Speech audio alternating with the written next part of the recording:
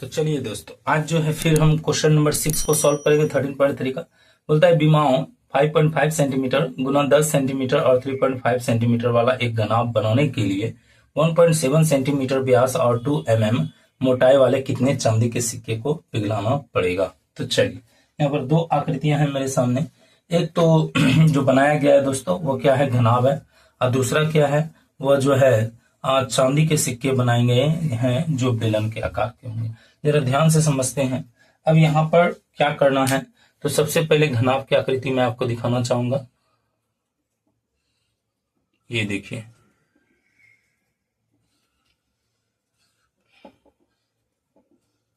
ये हो गया दोस्तों घनाभ।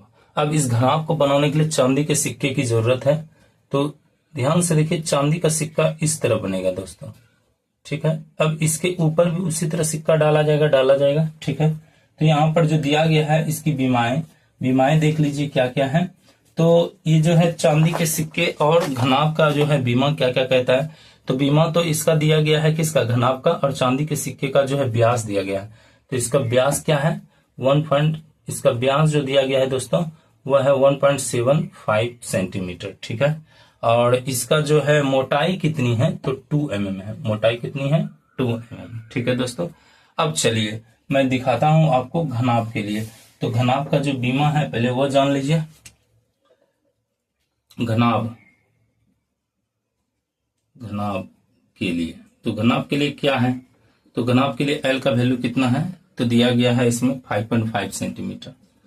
फिर B का वैल्यू कितना है, तो B का जो वैल्यू है देखिए 10 सेंटीमीटर। फिर देखिए C का वैल्यू कितना है, तो C का वैल्यू आ गया है आपका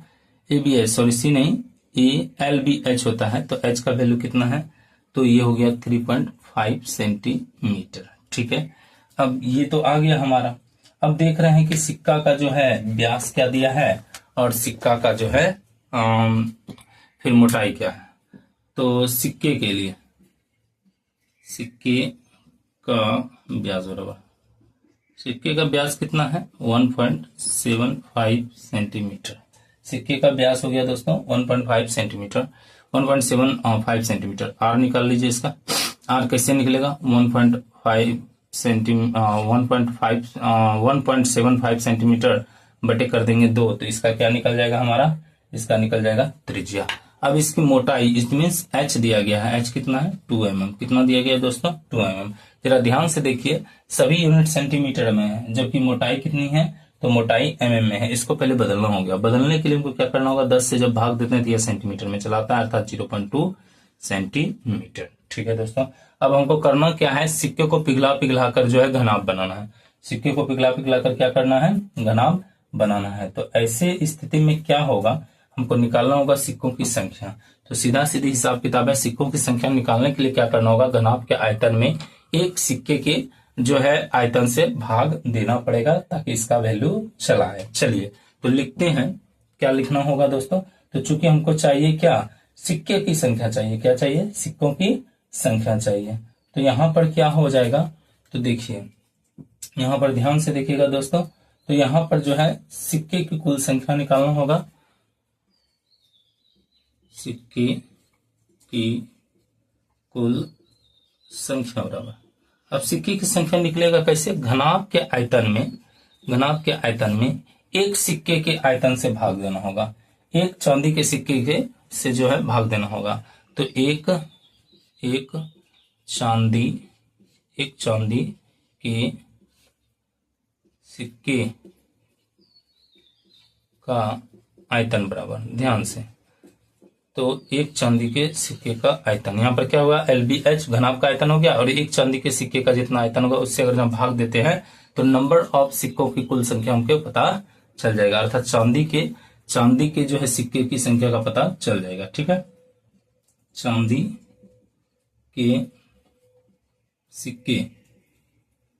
के सिक्के की कुल संख्या हो जाएगा, जो भी निकल जाएगा। अब देखिए LBH का वैल्यू क्या है, तो 5.5, फिर हो गया 10 और फिर हो गया 3.5। अब चलिए, हमको सिक्का कैसा दिखता है, सिक्का है बेलन की तरह, कैसा है सिक्का, बेलन की तरह, इसीलिए यहां पर लगाएंगे बेलन का आयतन, पाई r² h। ये हो गया 5.5, ये हो गया 10, ये हो गया 3.5। अब पाई 22/7, ठीक है दोस्तों, 22/7।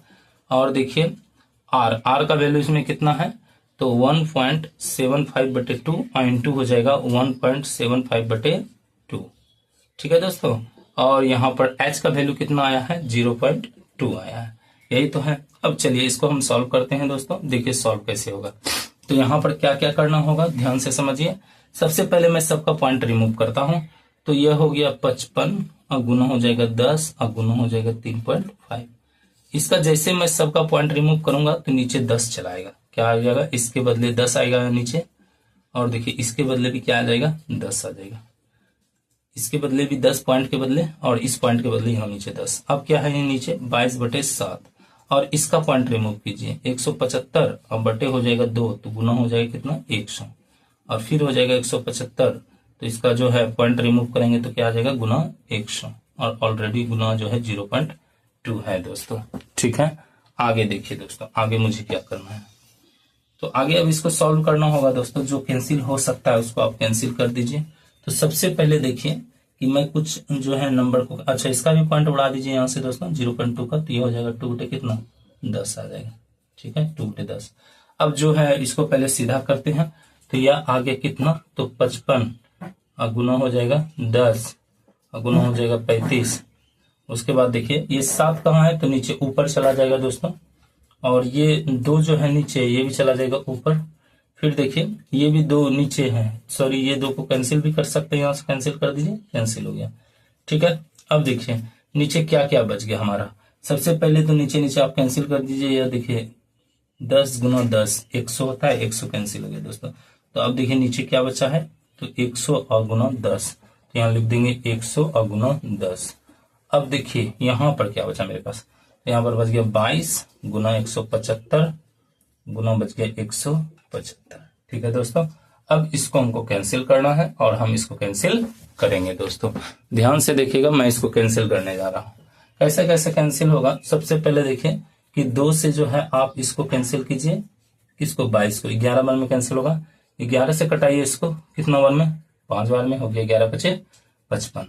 अब देखिए दोस्तों अगर जब 25 को कटाते हैं 100 से, तो यह हो जाएगा 4 बार में और यह हो जाएगा 7 बार में, कंप्लीट हो गया दोस्तों। अब ये 7, ठीक है, और ये 7 कैंसिल हो जाएगा। अब फिर देखिए दोस्तों क्या हो सकता है, तो सबसे पहले मैं क्या करूंगा, जो है इसको 35 से 175 को काटिए दोस्तों, ठीक है। 35 से 175 को काटिएगा तो 35 को 1 बार में काट देंगे, इसको कितने बार में काटेंगे, इसको 5 बार में काट देंगे। क्लियर हो गया दोस्तों। अब 5 से 5 को कैंसिल कीजिए, कैंसिल हो गया। अब नीचे कुछ नहीं बचा है, ऊपर देख लीजिए क्या है, 10 और गुना जो है 10 और गुना हो गया 4 और गुना बचा है 10। तो ये सबको गुना करने पर हमको कितना मिलता है, 400।